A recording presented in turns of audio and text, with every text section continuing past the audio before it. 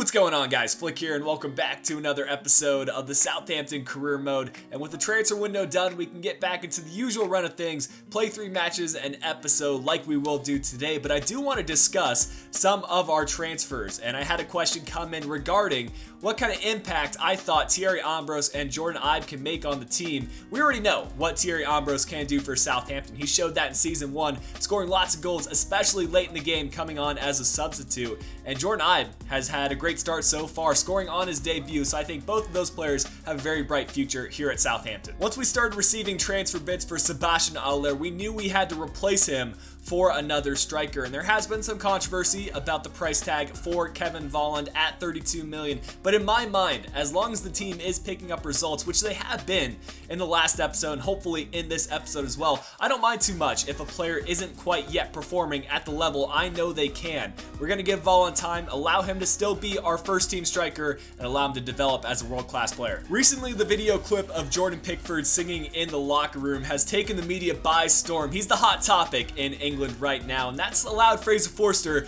to be a little bit jealous. In order to alleviate that, I'll be forming a team a cappella group to help build team chemistry and also allow Fraser Forster to show off his soothing voice. But in all honesty, I'll be splitting game time between Forster and Pickford. For right now, Forster will be our #1 keeper, but that is subject to change depending on how both keepers do play and how they grow. That'll be all the questions for today's press conference, but if you guys do want to get involved in the next one, go ahead and leave a question in the comments section below. Some potential themes for you guys could include our competition in the EuroLeague, how we're playing in the Premier League, or maybe even some advancements on the team a cappella group. I'll leave it up to you guys, but let's push on with the episode. We've got a unique episode today in that we'll be playing our first match in the EuroLeague against AZ Alkmaar, but for our group, we have Hertha Berlin, AZ, and Lech Poznan. I think it's a group that we should be able to finish top of, but you know that I will not be taking these teams lightly, considering how we played in the Champions League qualifying match against FC Copenhagen. But looking at our calendar, we have some other competitions to play outside the EuroLeague. Crystal Palace in the Premier League on the 16th, and Stoke City in the EFL Cup on the 19th. It's a grueling schedule, and we're not going to have a lot of rest between those matches, so we will be calling upon our second team. It's important that they start getting game time because this is something that we'll have to do throughout the remainder of the season. With the injury that Cedric had in the last episode, we'll need a new starting right back for the 2 or 3 months that he is out. And I did receive a comment from Hockey Maniac saying that we should give that starting role to Eric Aguirre. He's a recent addition to the team, so I feel more comfortable giving it to PA. We've had more experience using him at right back, and he's a little bit more established as a player. So he'll win the starting right back role for now, but Aguirre will get plenty of play time in our second team. Right away, we do have a scouting report back from the Netherlands, and they have brought back the best results we've had in this entire career mode. So I'm hoping that that will continue this month, but looking through the players, no 94 potential players to add. Just before hopping into our first match of the episode, we received a message from Jose Fontaine. He is not happy with his team selection. He wants more minutes, and that is fair.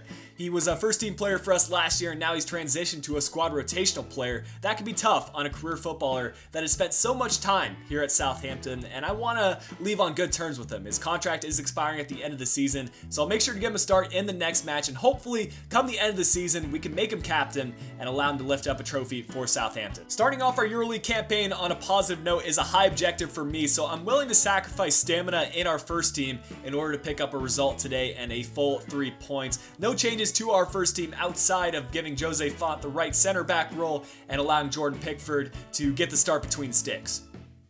This should be a show for all the fans that did turn out today, a chance to see our future first team goalkeeper in Jordan Pickford, and a couple of our new signings should be quite the experience. I'm hoping that we can wrap it up with a clean sheet. Nice split by Kovalenko, and Volland has support around him. It's Boufal seeing the run on the right. Potentially should have played it over to Volland, but PA still getting the chance to get that one on target, but he skies it well over the crossbar. You have to wonder if that's the nerves coming into play, being our now first team starting right back. Trying to find Ward-Prowse in the middle. And now over to Kovalenko, playing this one through to Kevin Volland. Can he score in the EuroLeague fixture? There it is, a finesse shot on the near post. And to all the haters on Kevin Volland, we just need to give him time, making his mark on the Southampton team, and that's 1-0 early on. 15 minutes gone, and it has been all Southampton. AZ can't seem to get the ball at the half, but this is their first chance to get forward, and it's Johansson trying to send it across, playing in the middle to Weghorst. The shot is just wide.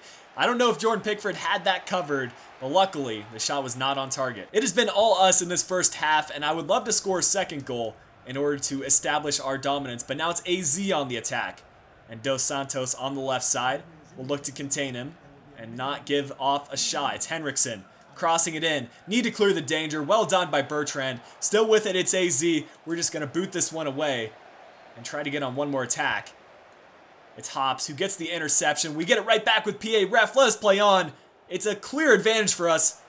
And it's going to be a chance for PA to send it across. Kevin Volland providing an option. It's a good cross as well. Ron Vlaar got a piece of it, and we're going to go into the halftime break with just a 1-0 lead. It's been a good half, though, and confidence has to be high with our first team. We can even think about making some substitutes, but before doing so, let's take a look at the match stats and see how we did stack up against AZ. 50-50 on the possession, but we had the advantage in the shots. 4 shots, 2 on target, and I'm pretty happy with the team. Some pretty simple changes here at halftime. Ward-Prowse will be coming off and Harrison Reed coming on at right center defensive mid, and I feel like we are secure enough in our lead that I can take off our starting striker. Thierry Ambrose coming on for Kevin Volland. We'll rest him up and allow him to play in our next Premier League fixture against Crystal Palace. It's still 1-0 at this point, but we have plenty of players in our opposition's half, and it's a matter of time before we get this second goal. Maybe this could be the chance. Kovalenko trying to find the player on the right. Instead, it's Harrison Reed going through another finesse shot on the near post. Thought that was in for a second. The finishing should have been better. At this point, AZ have clearly changed their tactics. They're pushing up their fullbacks, and they're looking to get this equalizer. We'll have to get the ball cleared and just score on the counterattack, end this game off for good. And now it's Dos Santos on the left.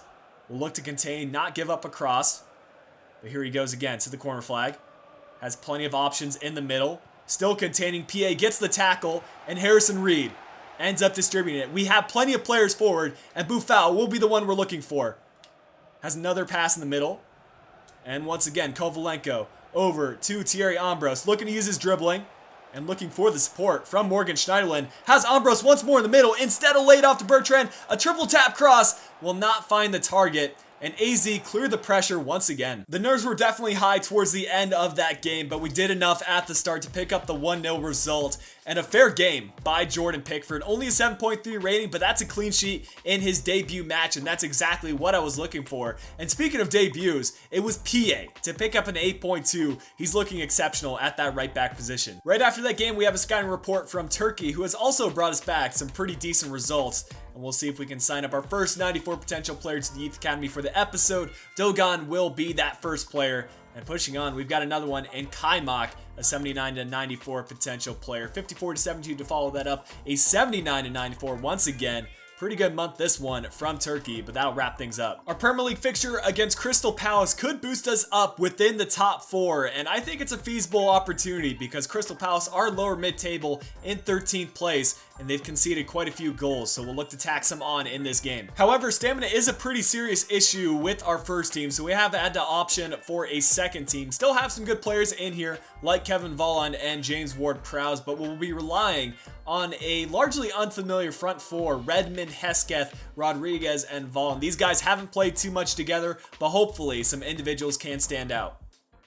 Crystal Palace have a similar lineup to us in that they will be using a 4-2-3-1 formation. I'm not sure how we will match up because they have some great players in the midfield, including Johan Cabaye. Already we're looking to find the right passes in the midfield. Jake Hesketh splitting the defense and setting up Kevin Volland. If he can play this one through, it could have been a chance, and it nearly ended up as an own goal. I don't think that was intentional, but Hennessy was aware of the opportunity and ended up making the save. And I'm not sure who this Hernandez guy is, but he is small and quick and has some good dribbling. Now it's Johan Cabaye, the guy who I was talking about earlier.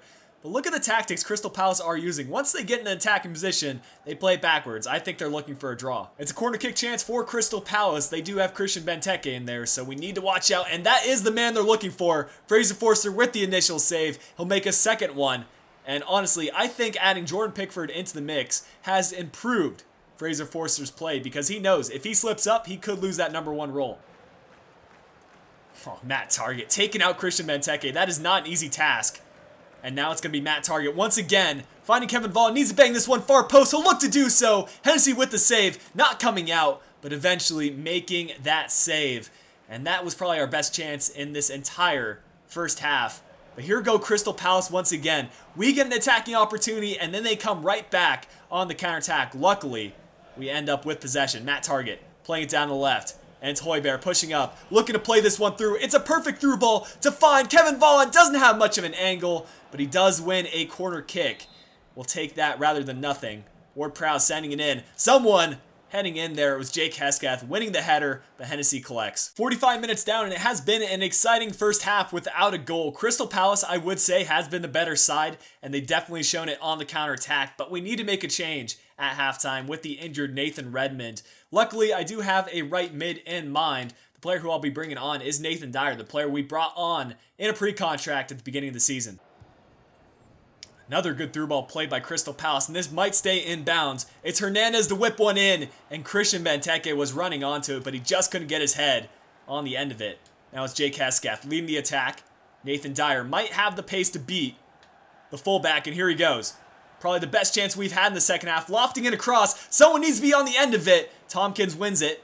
Rodriguez collecting on the edge of the 18, finding James Ward-Prowse. Again, running it to the byline and whipping one in. We know Ward-Prowse has good crossing, and he just about leads to a goal right there. Before we take this corner kick, I want to use our two final substitutions, and I think bringing on a big man in Sam Gallagher might be the difference maker in this game. Alongside him, it'll be Jordan Ibe coming on for Jay Rodriguez. He scored in his debut. I'm hoping he can do it again. Here we go. A lot of space here for Dyer, and that was a perfectly weighted through ball. We just need to finish on the near post. It'll be a finesse shot. Hennessy had it covered the whole way. Maybe we should have gone far post right there, but we do get a corner kick out of it. And this time we'll do a driven one to the penalty marker. Ruben Semedo needs to rise up. And it's Johan Cabaye winning the header, but Ward-Prowse will send it in once more with the outside of his foot. Wasn't expecting that for a cross, but if we can play our cards right, Yoshida could get here. And it's still Crystal Palace on the ball. Hernandez doesn't have many passing options. And if we play high pressure, we can win it back. It's Højbjerg setting up the pass in the middle. And now Ward-Prowse to shoot off the crossbar or off the post. And I just cannot believe our luck right now. Hesketh finding Aguirre. And now Sam Gallagher showing an option. Gonna use a fake shot to set this one up. But Dan ends up getting the tackle in. Hesketh trying from the left side this time. And it'll be Matt Target to loft one in if we can just get a little bit of a window. Gets fouled in the process? Yes, we win a free kick here towards the end. I'm going to choose to take this one short. I feel like it gives us the best chance to win this in the last minutes. And Jake Hesketh gets taken down for a penalty. Crystal Palace have gifted us a win if we can convert. We don't have a lot of great penalty takers in the game right now, but Nathan Dyer has the best with 70 finishing. So he'll run up and finish this one off to the right. It's not saved in the middle. Should have been saved, honestly. And at the end of the game, we get the 1-0 win, and Crystal Palace, they have to be gutted right now. Honestly, I feel like we had the stats to win that game, but had it not been for the penalty, it would have been a draw. We'll look at the player ratings, and I think it would have to go to Dyer. Yeah, he converted on the penalty, and with an 8.1 rating, he seems to be moving up in the world here at Southampton, and maybe we'll give him more play time. We do have news on the Nathan Redmond injury, and it's another ankle one. He'll be out for 3 weeks, so he should be back in the first team soon enough. We'll close out today's episode with a match in the EFL Cup against Stoke City. Looking to do well in this competition. We did pretty well last year, but ended up losing in the final, so we're looking to redeem ourselves this time around. Strong starting 11 to come out. We do have Romeu getting one of his first appearances all year, but with a couple of tired center defensive mids. I thought we'd give him a go, and once again, Jordan Pickford getting the start. After two pretty close encounters so far in this episode, I'd love to absolutely stomp Stoke City, but they have arguably the best side that we played today, and it will be a matchup between two of England's most promising goalkeepers in Jack Butland and our goalkeeper, Jordan Pickford. Already it's Romeu presenting an option. He is bulldozer in the midfield. If he can find a pass, it could have been a chance, but instead he gets taken down with yet another penalty kick. I don't know what is up with the legendary CPU giving up unnecessary penalties, but we'll take it. I'm feeling a little bit more confident with Dusan Tadic taking this kick than Nathan Dyer, so we'll start the run up and blast this one to the left for once. And what a save by Jack Butland. Fair play to him. And the defensive line gets it cleared. Some high pressure being played on this defensive line from Stoke City, and they cannot seem to handle it. We get the throw in from a pretty good position. And we'll try to do our best to make something out of it. It will be Schneiderlin from well outside the 18-yard box, using some shielding, laying it off to Romeu, could play it inside, it'll be Schneiderlin to shoot, and he'll just tap that one home. Some great vision by our two center defensive mids to set that one up, and it's been coming for a while. Stoke City have yet to get out of their area in this first half, and it's about time we score. Stoke City haven't done much offensively, so we're good in that regards, but I'd love to add on a second goal in order to secure this win. I don't want the CPU pushing forward in the last 30 minutes on that legendary difficulty. So I'd love to get a second goal, and we'll be requiring some substitutes to come on in order to do so.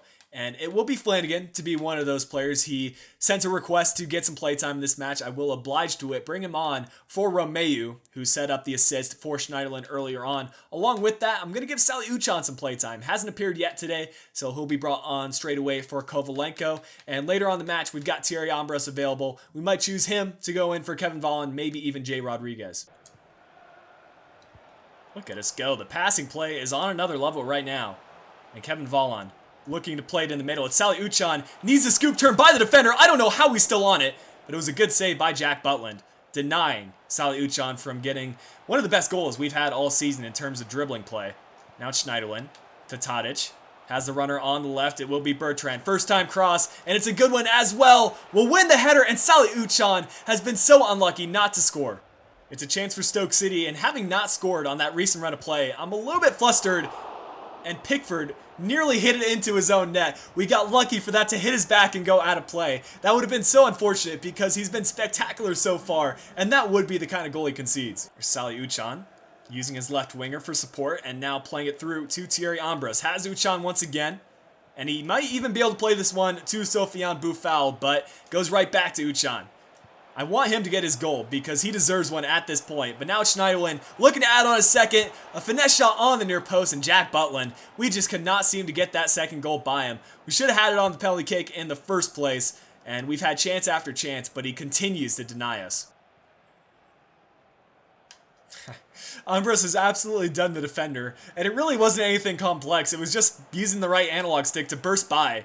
And we're going to let him keep on running. Needs someone to show in the middle. It's Tadic, just needs a finesse shot, and that is the second goal that we have been looking for the entirety of this game. And Jack Butland, I want to tip my hat to him because he's put in a great performance, but we've been the better side. The 2-0 victory will mark another win in today's episode, and we are playing similar to how we started off Season 1, just putting in great defensive performances and adding on a couple of goals on top of that. Player ratings-wise, it went to Romeu with a 9.1 rating. But guys, that will wrap things up for today's episode of the Southampton Career Mode. Hope you guys have enjoyed it. If you did, make sure you drop a like down below. Subscribe if you are new to the channel, and if you're interested in following me on other social platforms, I have links to those in the description. But until next time, this has been Flick. I'll be talking to you guys again soon.